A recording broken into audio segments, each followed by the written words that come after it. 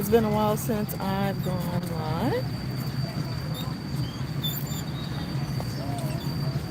So I thought I would. Oh no, thank you. I thought I would go live while I'm sitting here. I did a workout this morning, and now the park lake area is opening up. More and more people are coming out. So I thought I'd sit here and chat with y'all a little bit around Vietnam versus Thailand. It's going to be short, but I definitely want to share some highs and lows, some ups and downs, um, positive, negatives, truths, falses about the two.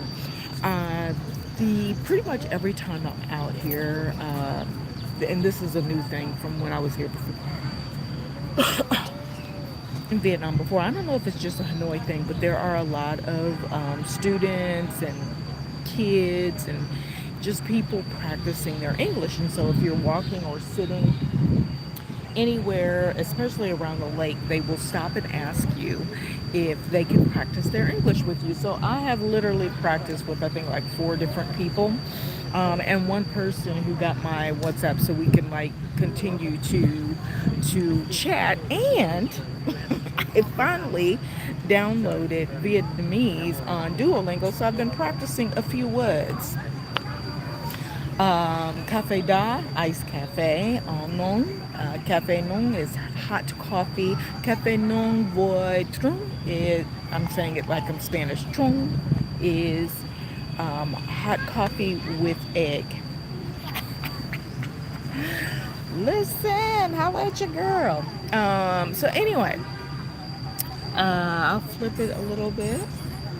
I mean, it actually stays really, really busy. And this is a high touristy area because you guys see the infamous bridge over there where everybody goes, takes photos, and different kinds of things like that. Oh, no, thank you.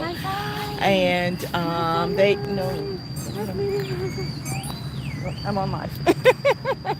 Yeah. So, yeah, so this is an area where you'll see, no, thank you. You'll see a lot of people trying to buy you stuff or sell you stuff, and after a while, not enough no's is enough no's sometimes. Goodness. But anyways, I've been practicing with the when the kids ask me, questions in English. I'm like, well, help me with my Vietnamese a little bit, Um, and she's got some hair thingies. Anyway, so, and if you guys have any questions about either Thailand or Vietnam, please don't hesitate to ask me. I will share what I can. I have been to 3 cities here in Vietnam. I'm now in Hanoi. I have been to 5 or so cities in Thailand, so I've got a little bit of knowledge about different areas. So I'm actually going to kind of compare this just in general, Vietnam to Thailand, because there's so many videos right now going on around what's going on in Thailand. Why are people not going to Thailand? Is there like a mass exodus? Um, hey there. What's my favorite city in Thailand? Um, I would probably say 2 places. I love Surin Beach in Phuket, but I'm having a love affair with Phuket right now, or Phuket, I'm sorry, Bangkok right now. And I think it's because of the access and the fluidity and flexibility, and I can pretty much, it's such a robust city. Like, it's much more robust than I thought. I thought it was just an annoyingly loud and um, polluted city when I went there my first time back in 2019, and boy was I wrong. Even in 2021, I didn't spend very much time there. Um, but this time, last year and this year, I've been in Bangkok, and I simply love it. Like, and mainly because I'm outside of the touristy area. Like, I'm still in an area where there's lots of foreigners, but it's not. I'm not like down where all of the attractions are, which that's not a place that I would stay long term. So yeah, the city I love. I love Bangkok. Surprisingly love Bangkok. Especially considering there's like, well, there's lakes all over and big parks as well. That might be why I like the area that I'm in Bangkok. But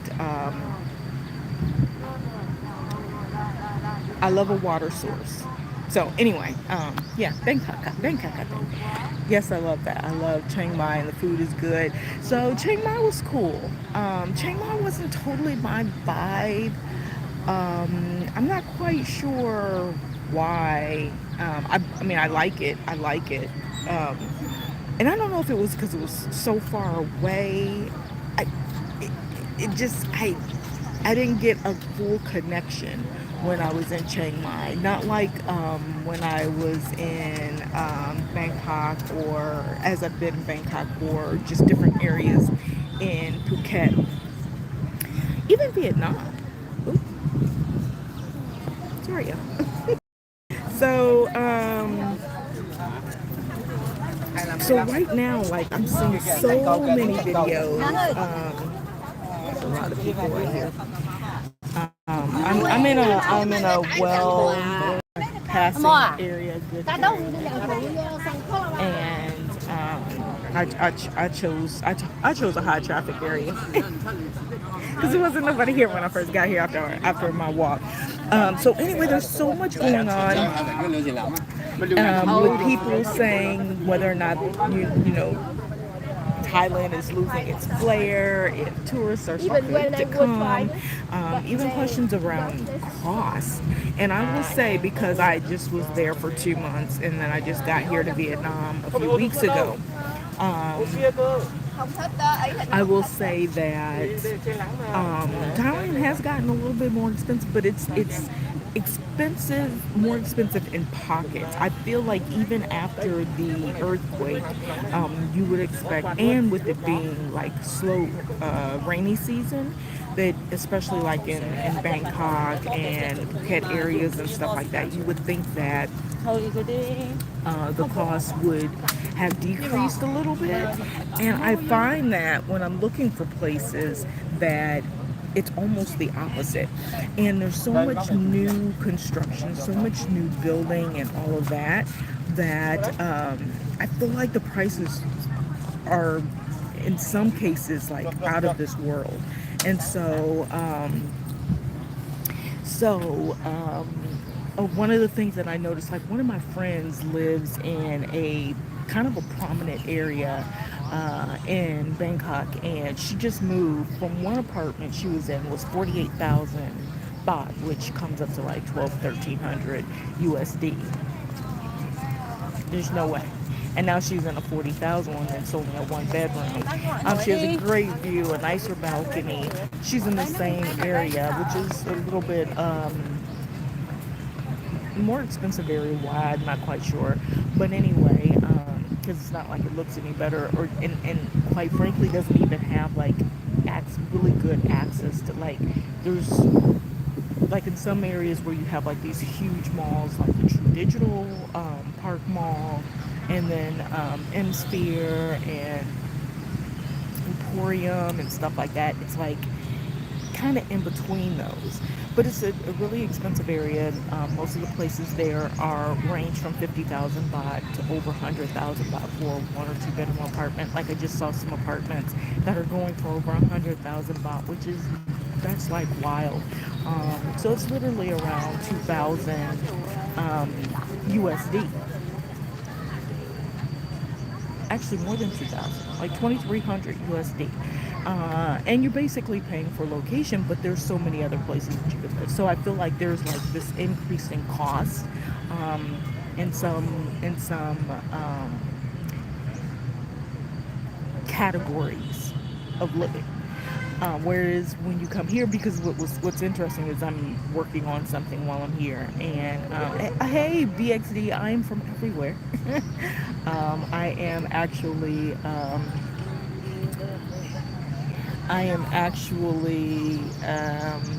from the States, but I live abroad full time. So anyway, and yes, they do ride their bikes through. I don't think they're supposed to, but there's like nobody to enforce like rules and stuff. But one of the reasons I decided to come, well, I needed to come here. Ooh, ant was biting me. Um, I came to Vietnam because I needed to do something specific, and so I needed to come specifically to Vietnam and come specifically to this city. Otherwise, I probably would have gone to Cambodia because I haven't been. But it actually is beautiful here. The weather is it's nice. Like we've gotten I would say overcast days. It's not super. Well, it's hot. It gets hot, but like the overcast days, the breeze is blowing. I don't know if that's because I'm sitting here at this lake or not. Here, I'll pan again so y'all can see. This is where I do my morning workout, get my exercise in. Oh, and I got a video for y'all. For people who like a little eye candy, I got some eye candy for y'all. Ooh, child. I hope they get out here next week. Anyway, hey Marilyn.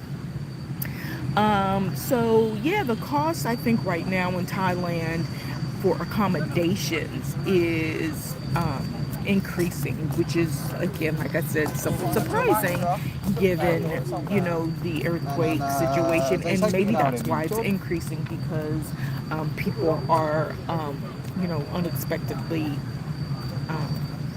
leaving, breaking leases and leaving.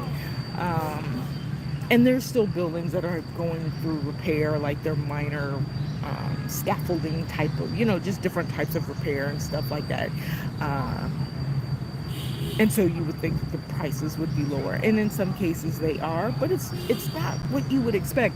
But then I don't know also if it's because it's summertime in the Western world, and this is when we travel the most. So this is still, even though it's rainy season in Southeast Asia, this is when you're going to get most of your tourists, and so it's still kind of high. But coming to Vietnam, so for example, like looking for a hotel, like a basic hotel, like, and I mean, I the last or let's say like the last week that I was there, I stayed in one hotel that was like, and it was still closer to $30 a night, which may seem like really, really cheap, but I'm here and I'm in a cute, very quiet boutique hotel for $17 a night. Now, the first few places I stayed in, I did get a couple of apartments that had the kitchenettes and stuff. One in particular that I liked, and it was like closer to $30 a night. But just on GP, finding apartments and things like that, or hotels even in the touristy areas in Vietnam, is much cheaper and easier. It's not like I got to do some real hard searching. It's just available all through the Old Quarter. I love the French Quarter area, which I'm in Old Quarter. I'm like on the outside of it, just like one street over, but really close to French Quarter, and I love French Quarter now. It's like my new joint in terms of areas, and an area that's a little bit further up north. But like, to make sure that I stay on track with working out and getting here to the lake and stuff, I like to stay right here in this area, y'all. Where this is the beauty that I get to see every day. So cost wise, so like for food though, that is where I will say that the pendulum kind of flips. So in Vietnam, in Thailand, in Bangkok, like at the end, I think I was showing you guys some videos of me going to like eatery centers where they have all the different booths and stuff like that, and getting meals for like 34 baht, which is literally $1. So I was eating for less than 233, like full meals every day. Um, and you can do that here. But I thought, and I mean, that was in touristy areas. That was at Sphere. That was at, well, not Sphere. Sphere didn't have the eatery. At uh, Terminal 21, they have Pier 21 upstairs, where it's got all like the food trucks and stuff like that. For like, I mean, the prices are amazing. The food was really good. It's fresh, everything. Especially having options for plant-based people like me, which is something that a lot of times, like, they don't tell you. I'm gonna flip it so you guys can see these beautiful ladies walk through here.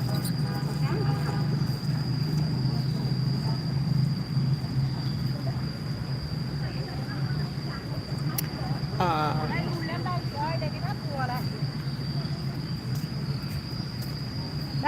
yeah, so I was saying, think about what I was saying, that surprisingly, in places that, noodles are served and everything, you think there's tons and tons of vegetarian options, but when you're on the street, most of the street food does contain meat, usually some sort of pork, or beef, more so than even chicken. And there have been times where I've ordered things, and I know they put a little something in it, and I just scooped it out and and ate it, because it's like, when you say meat is not synonymous for them to all animal products. It's like just beef, and so sometimes they just assume, well, you must want pork. So I felt like Thailand, there's just so many options. It's so easy to get such cheap food. And even here in Vietnam, in Old Quarter, there's so many vegetarian places. And some of like the just regular spots that you'll see like on every corner, where people sitting outside, on little baby chairs. And when you go to the markets and eating, like, you don't need a guide, you don't need anybody to go and order food for you. Like, it's so easy, and a lot of times they do have an English menu, or at least someone who speaks a little bit of English, or you can point. They understand, if they're in this area specifically, touristy areas, somebody on that staff will speak a little bit. Of English to help you out, or pull out your Google Translate. Last thing I'm going to mention is SIM cards, Wi-Fi data. I'm in an area, they do have free Wi-Fi out here. It's not good. I'm gonna keep it real. It ain't good.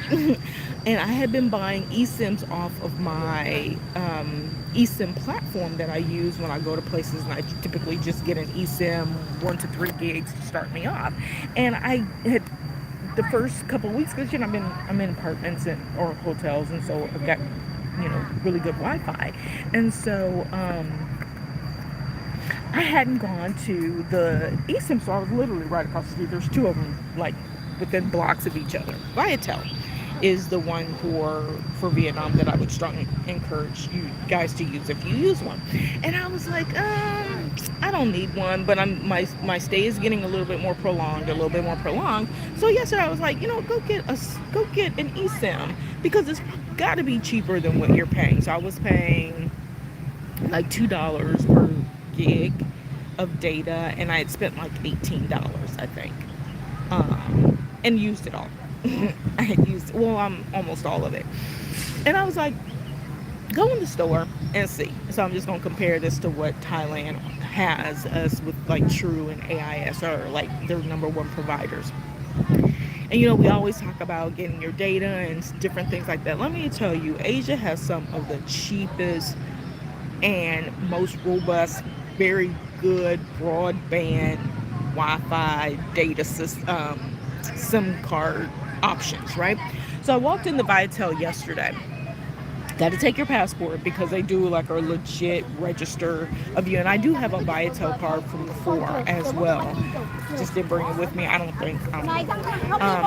So anyway, walked in the store, which is right here in the touristy area, and they only had two options that you could pick from, and it's 30 days. Um, yeah, I think they only have the two options. 30 days, so nothing less than 30 days. But let me tell you what the price is, so it don't even matter. And it was like limited 2 to 3 gig per day. One was like 150, 170, something like that. I don't even remember. And the other one for 3 gig, the higher one that you get allocated per day, was 200,000 Vietnamese dong. And 200,000 Vietnamese dong is like $6. It's a little over $6, y'all, for 30 days. And when they loaded it, it actually said 8 gigs a day, which I won't use it all because I'm always in a place that has Wi-Fi. Like almost every coffee shop has Wi-Fi. Like the coffee shops I go in and sit in, they don't use it. My hotel has great Wi-Fi. So I won't need it. But y'all, $6, $6 for 30 days on a tourist eSIM, and they did an eSIM. So basically, there's a number assigned, but I have an actual eSIM that I can just load to, and I think as long as I use it like every 6 months, it doesn't like I'll be able to keep it. But that's neither here nor there. It doesn't matter. You can just get a new one when you arrive. Now compare that to Thailand. Thailand is still like excellent, top notch.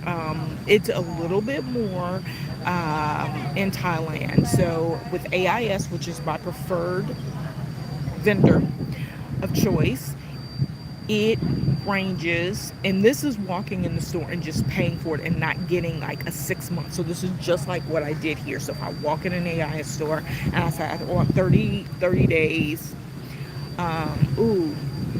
the price may be actually closer to the same. I get unlimited.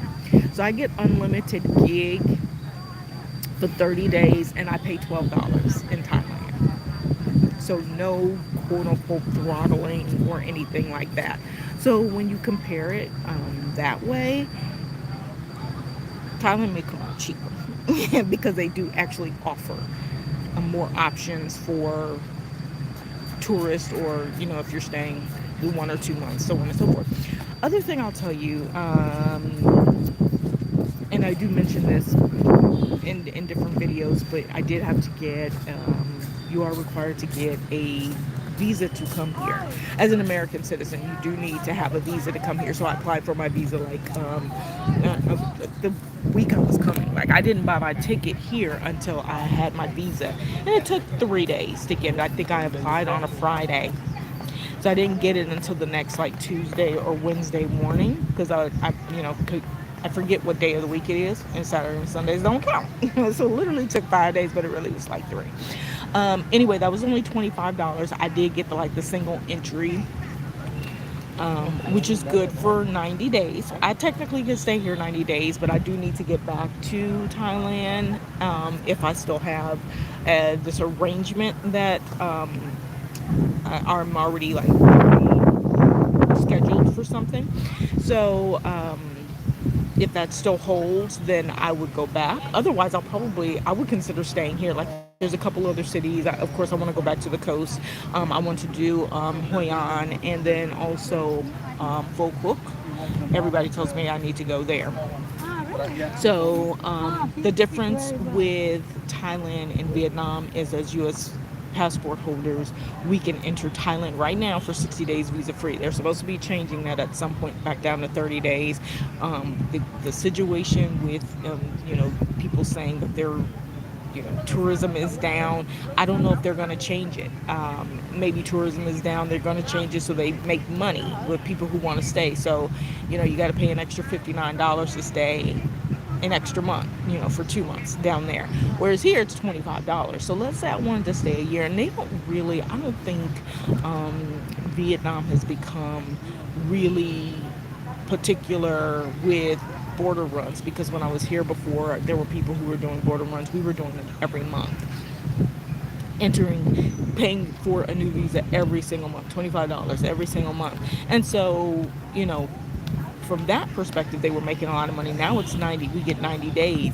And so that means if I wanted to stay here for a year, let's say I did a year contract on an apartment, I could basically do that and pay $100 for the entire year for a visa.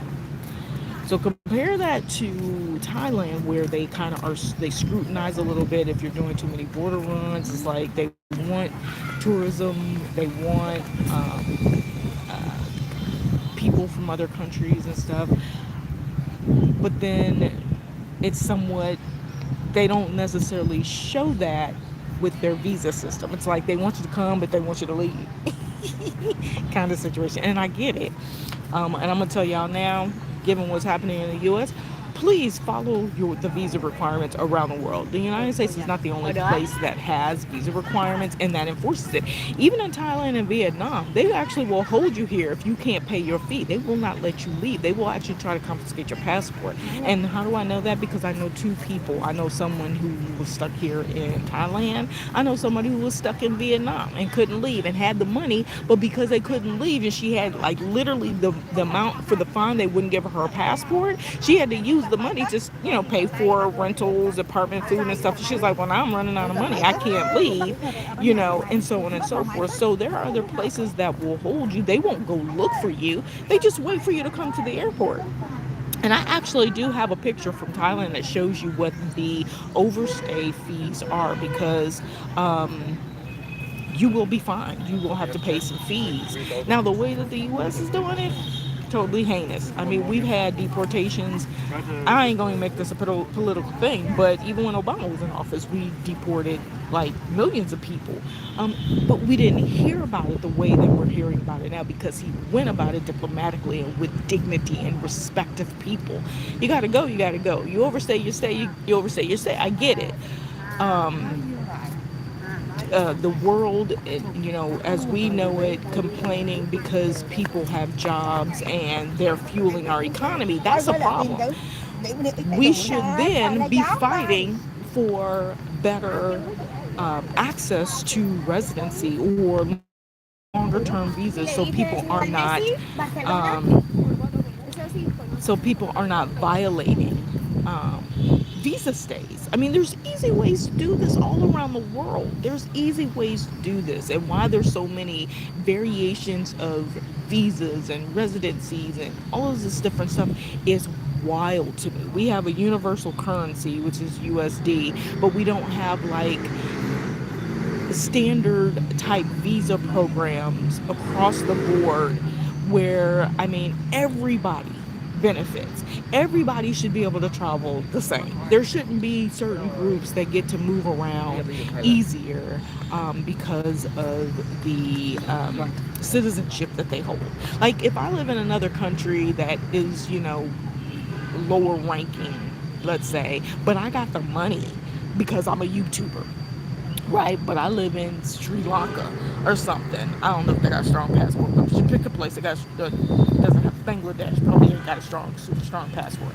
But let's say that somehow I have accumulated Bitcoin, or I've got some money and I can actually pay for a visa in another country. Why am I limited? Because my Bangladesh passport citizenship, as it pertains to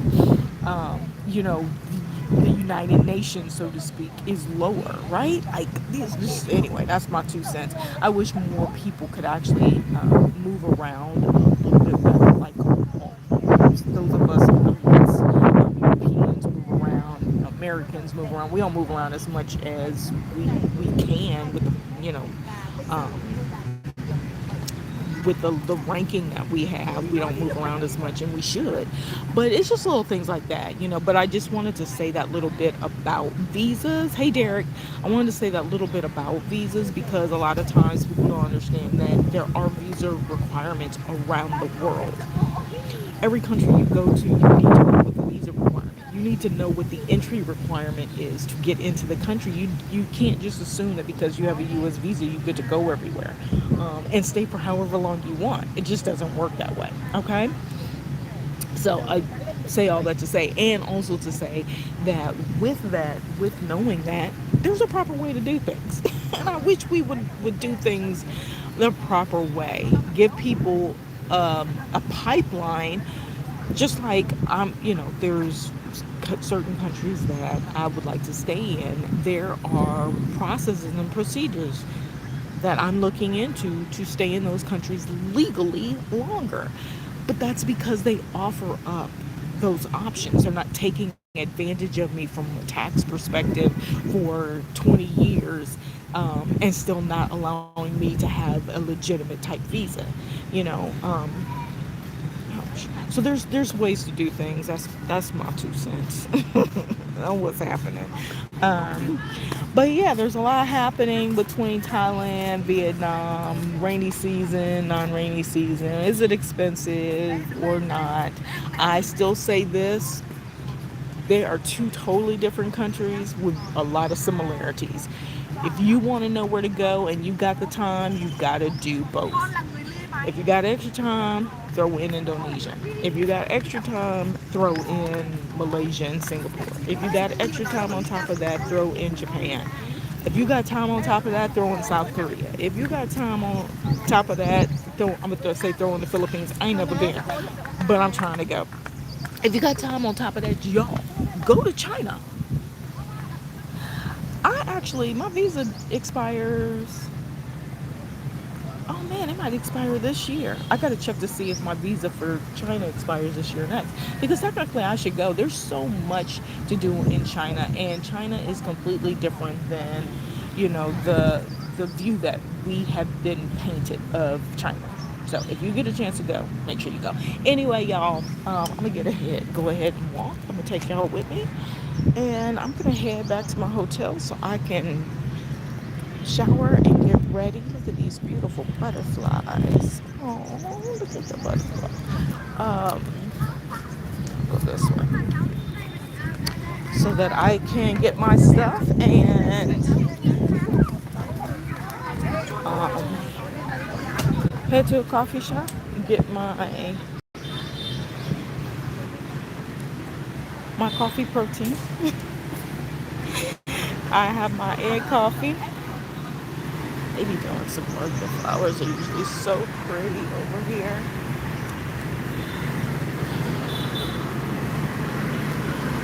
So see right there, they're talking, speaking of her in English. And you can tell the groups because it's always like a couple of kids and then someone who's monitoring. They take pictures. I haven't done any videos of me talking to people, helping them with their English, and I should, because that was one of the things I was going to do with my life, was speak conversational English. Anyway, another thing I want to show you guys how to cross the street.